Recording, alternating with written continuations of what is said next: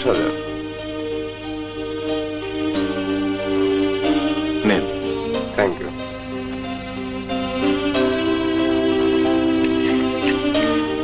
এই নিন।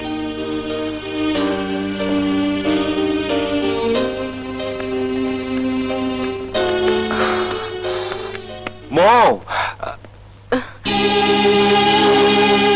মৌ, আপনি কি চাইতে এসেছেন? মৌ, তোমার চুড়িগুলো। সব সম্পর্ক নিজের হাতে কবর দিয়ে স্বর্ণের চুরি দিয়ে সেই ভাঙা সম্পর্কের রক্তক্ষরণে মলম লাগাতে এসেছেন বুঝি? চুরির বিনিময়ে কি আপনাকে আবার ভালোবাসতে হবে? প্রেমের প্রতিদান দিতে হবে? ছি ছি! মৌ, এ তুমি কি বলছো? আমি ঠিকই বলছি।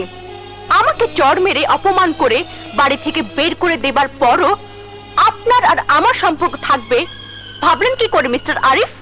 মৌ, চুপ করুন। আজ আমি আপনার কোনো কথাই শুনবো না। কি ভেবেছেন আপনি মানুষের মন মাটির খেলাঘর? যখন চাইলাম নিজের হাতে ভেঙে দিলাম, যখন চাইলাম আবার গড়ে নিব? না মিস্টার আরিফ, না। আমার মন এত সস্তা নয়।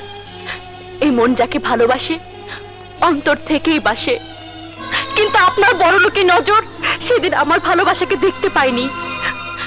সেদিন আপনি আমার হাতের ওই মদের বোতলটিকেই দেখেছিলেন, কিন্তু আমার মনের ভিতরে সেই অনুভূতি দেখেননি, যে অনুভূতি আপনার জন্য আমাকে মদ কিনতে বাধ্য করেছিল। আমি এতদিন একা ছিলাম। একা থাকতে আমার কখনো কোনো অসুবিধা হয়নি মিস্টার আরিফ। তাই আমি একাই থাকতে চাই। আমার জীবন আপনার কোনো প্রয়োজন নেই। আমি খুব সাধারণ মেয়ে, কঠিন বাস্তবতার মাঝে মানুষ হয়েছি। আমাকে আমার মতো থাকতে দিন প্লিজ মৌ, তুমি কি আমাকে কোনো কথা বলার সুযোগই দিবে না?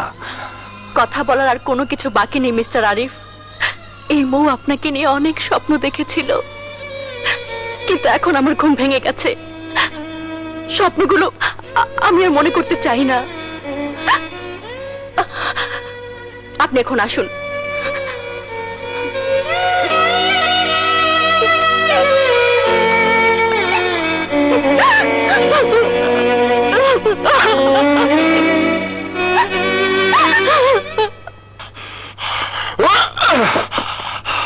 আমি মানুষ নামের কলঙ্ক।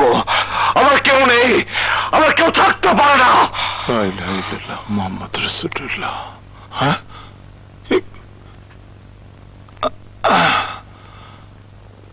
ছোট সাহেব, কি হয়েছে ছোট সাহেব?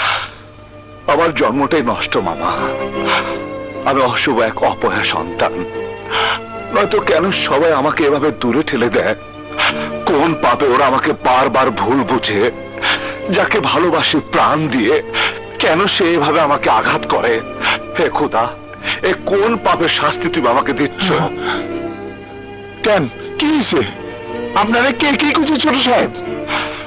নিজের পরিশ্রমের কামাই তিল তিল করে জমিয়ে গহনার দোকান থেকে ময়ের বন্ধক রাখা চুরি ছাড়িয়ে নিয়ে গিয়েছিলাম, কিন্তু মৌ সে চুরি ফিরিয়ে দিয়েছে। ও চুরির মাঝে দেখেছে আমার স্বার্থ, দেখেছে আমার মধ্যে বড়লোকি নোংরা মনটাকে, দেখেনি আমার ভালোবাসা, বুঝেনি আমার অনুভূতি। মামা, মামা, ও আমাকে প্রত্যাখ্যান করেছে। ও আমাকে বলেছে ওর জীবনে আমার কোনো প্রয়োজন নেই। আমার জীবনটা ব্যর্থ হয়ে গেছে মামা। আমার জীবনটা ব্যর্থ হয়ে গেছে বাবা, ব্যর্থ হয়ে গেছে। ঠিক আছে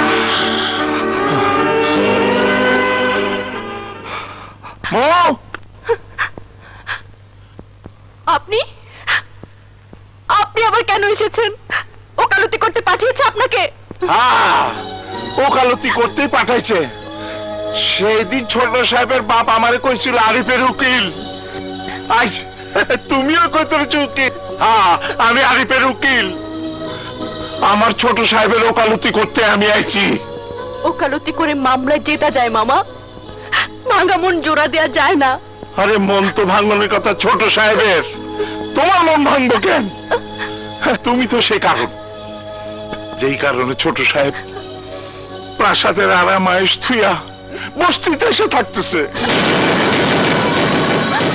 তুমি তো সেই কারণ যার লেগা বড় সাহেব আর ছোট সাহেবের মধ্যে ঠান্ডা লড়াই চলতেছে।